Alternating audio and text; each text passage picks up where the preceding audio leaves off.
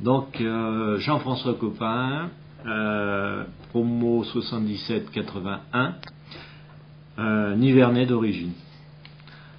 Donc je suis arrivé à Saint-Étienne en 1977, après plutôt une erreur d'orientation, puisque j'ai fait maths sup techno à Montluçon en 1976, l'année 76-77, mais c'était une formation qui pour moi était trop théorique et qui ne correspondait pas à mes aspirations techniques.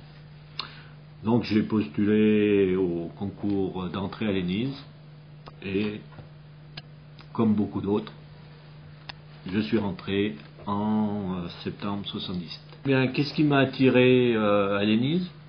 C'était un petit peu le programme de formation qui avait été présenté, avec une formation théorique,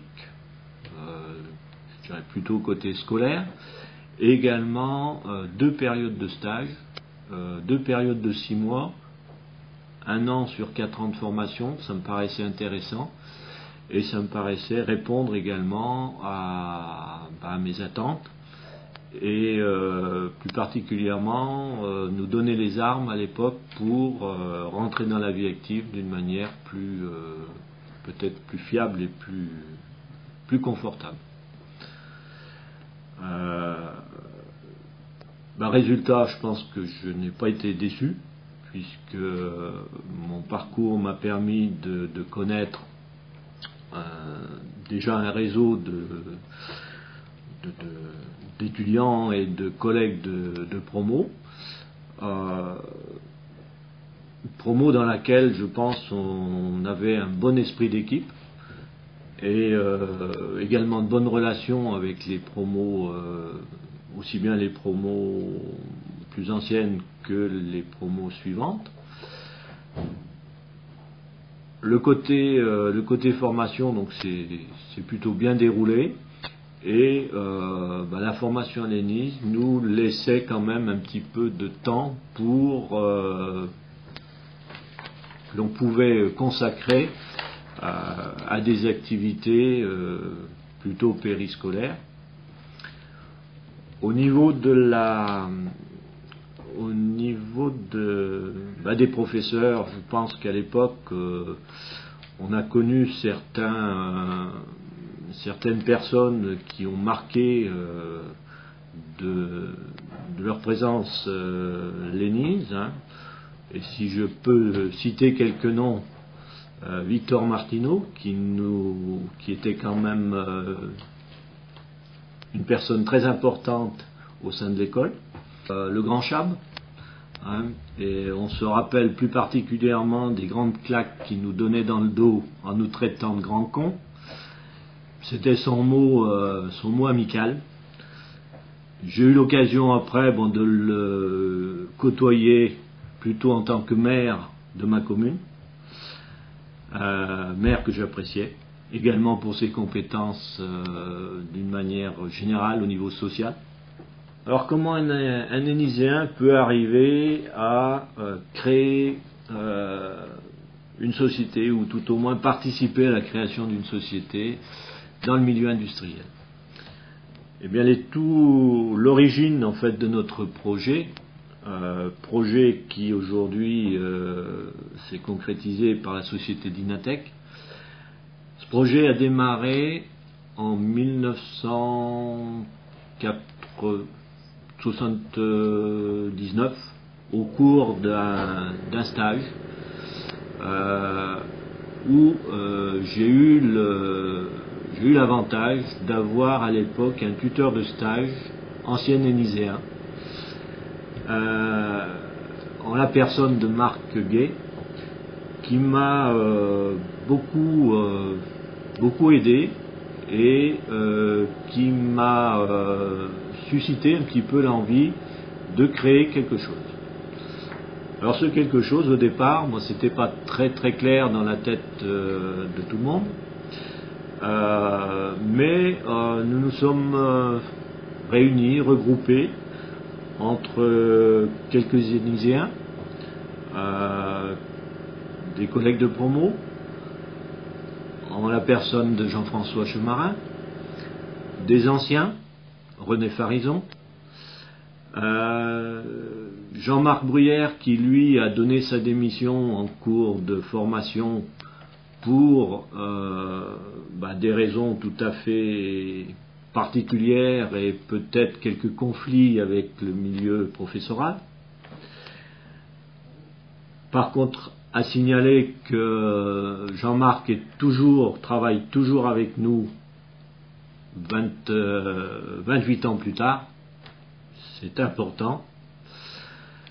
Donc ce projet a démarré au cours d'un stage et à la sortie de l'école, après l'armée, puisqu'à cette époque-là on était encore contraint, forcé de faire un service militaire, j'ai démarré tout seul durant 6 mois en tant qu'ingénieur indépendant. Ça m'a permis en fait d'aborder plus précisément le contexte industriel, puisqu'il fallait faire remplir l'ensemble des tâches depuis la partie commerciale, la partie devis, la partie réalisation du travail, la partie administrative, financière également, puisqu'en fin de mois il fallait bien établir quelques factures. Ce projet m'a permis donc de démarrer et de tester un petit peu les possibilités du marché avant de créer réellement une SARL, la SARL d'Inatec, que l'on a fondée le 1er janvier 83, mais à ce moment-là, il fallait être sûr de la viabilité du projet pour pouvoir débaucher des personnes, entre autres 2 personnes qui étaient déjà installées dans d'autres bureaux d'études. Dinatec a connu quelques évolutions. Tout départ, notre activité étant essentiellement basée sur la partie bureau d'études mécaniques seul. Nos clients nous ont incités à développer la partie automatisme et électricité, de manière à pouvoir répondre à un cahier des charges complet, puisque le client est plutôt intéressé par le résultat, la réception d'une machine, plutôt que la réception d'un dossier de plan. C'est ce qui a justifié en partie notre implantation sur Villars en 1985, puisque pour faire de la réalisation, nous avions besoin d'un atelier de montage digne de ce nom, où nous avons commencé par être locataires. En 1990, nous avons transformé la société d'une SARL, nous sommes passés en SA. En 1991, nous avons construit des bâtiments. Qu'en 1993, Dinatec a eu l'opportunité de racheter la marque Microrex, marque de rectifieuse centerless, seule marque française aujourd'hui. Et cette activité complémentaire a permis donc à contribuer au développement de la société. Aujourd'hui, Dinatec, en résumé, c'est une activité, une réalisation machine spéciale, un secteur automatisation et application en informatique industrielle, une autre activité liée à la machine-outil qui est la reconstruction de rectifieuses centerless, et nous avons d'autres projets en vue, puisque nous avons signé un contrat de partenariat avec un constructeur japonais l'année passée pour mettre sur le marché européen des machines de déroulage, redressage de tôle. Un effectif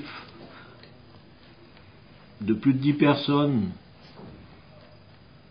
à un effectif de 40, voire plus, ça ne peut pas se faire sans recrutement de couches un petit peu de management intermédiaire,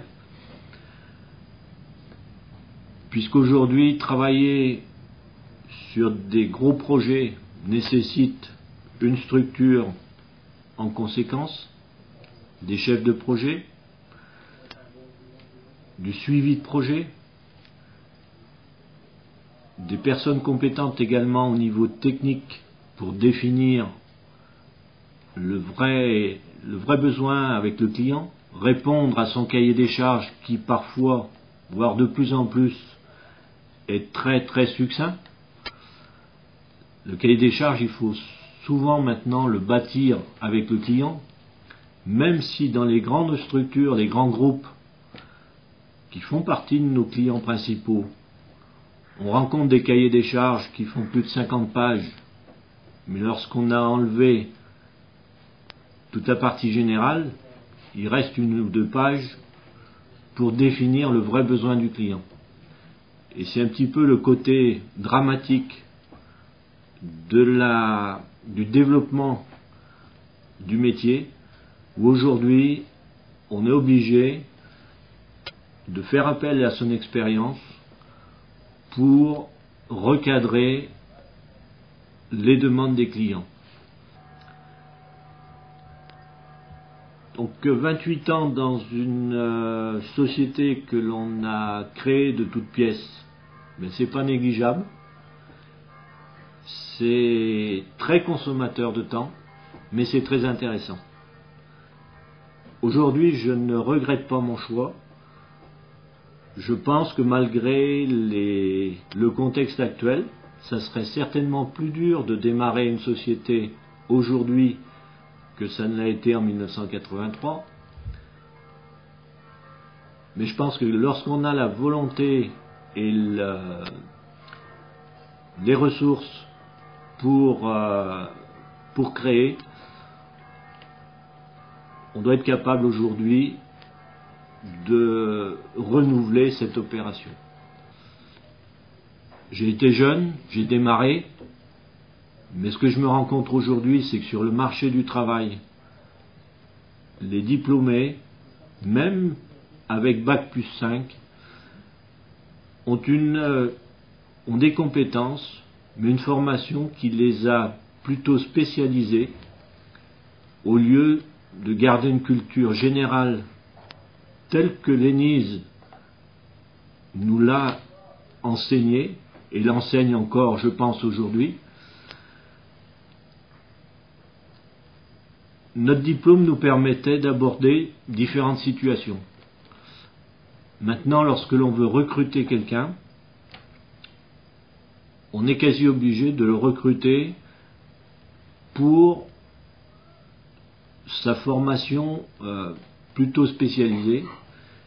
Et c'est la difficulté dans une PME de 40 personnes de trouver des collaborateurs qui sont capables, je dirais, de gérer et d'encadrer des problèmes techniques, mécaniques, automatismes, mise au point, d'avoir en fait une culture générale technique élargie, et également ne pas oublier le côté relationnel, le côté encadrement et le côté, je dirais, discussion avec le client, qui reste malgré tout notre cœur de métier, notre raison d'être, et ce qui nous permet également de vivre, puisque sans client, une PME n'existerait pas. Dynatech a traversé quelques crises, des crises industrielles, s'en est plutôt bien sorti avec grâce à un esprit de solidarité, de soutien de ses actionnaires, puisque nous ne dépendons pas de groupes ni de fonds de pension. Les actions sont détenues par des personnes physiques et sont toujours détenues 28 ans plus tard par les mêmes personnes. C'est ce qui a permis également d'assurer une certaine assise et une certaine confiance de la part de nos clients. Bien souvent, lorsque je présente la société chez un nouveau client et que l'interlocuteur s'aperçoit au bout de quelques minutes de discussion qu'il a en face de lui un des créateurs de la société, toujours présent, je pense que la confiance est très rapidement acquise. Ensuite, il faut bien sûr faire ses preuves au niveau technique. Mais le nouveau client potentiel se rend vite compte qu'il peut travailler, qu'il entre dans une structure en qui il peut avoir confiance, tant au niveau des hommes qu'au niveau du résultat technique. Donc la formation, d'une manière générale, la formation de l'ENISE permet à l'ingénieur qui sort diplômé d'avoir des compétences techniques relativement élargies. Notre cher directeur de l'époque, Victor Martineau, savait très bien tenir l'école, les élèves, l'encadrement. Mais il y a quelques anecdotes que je ne peux pas m'empêcher de raconter, puisqu'elles étaient vraiment, elles sortaient, je pense, du cadre vraiment scolaire et extrascolaire. Pour avoir participé donc à la vie un petit peu associative de l'école, j'ai eu l'occasion de travailler à l'organisation du bal de fin de promotion, de l'organisation du voyage de fin de promotion, et essayer de trouver également le financement pour pouvoir monter ces manifestations.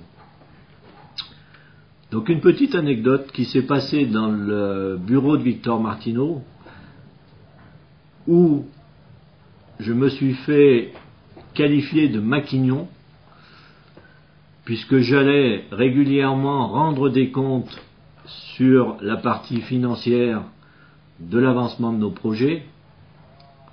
Déjà à l'époque, on arrivait difficilement à financer les différentes actions que l'on avait engagées, et j'ai eu le malheur, je pense, de solliciter l'école pour essayer de combler un petit peu le déficit de certaines manifestations, en l'occurrence à l'époque un concert où on avait fait venir Véronique Sanson, où on avait passé une association avec l'école des mines et l'école de commerce, mais le concert étant en pleine période électorale présidentielle de l'époque, on n'a pas fait un carton. Mais on est quand même allé en voyage en URSS où tout s'est bien passé. Autre anecdote, le jour du bal, le matin, le samedi matin, Victor Martineau ne pouvait s'empêcher de vérifier tout dans le moindre détail. Et c'est à cette occasion qu'il m'a fait remarquer que je n'avais pas pris en compte la mise en place d'élastiques pour tenir des pieds de table. Quelle surprise, je ne savais pas qu'il fallait mettre un élastique entre deux pieds de table pour éviter le problème le soir du bal lorsqu'une personne tirait une table par rapport à une autre. Ça fait partie des souvenirs, mais d'une manière générale, même si on se frictionnait un petit peu, je pense que quelque part on s'appréciait et que ça ne m'a pas empêché de développer et de mettre en application ce que j'avais appris à l'école.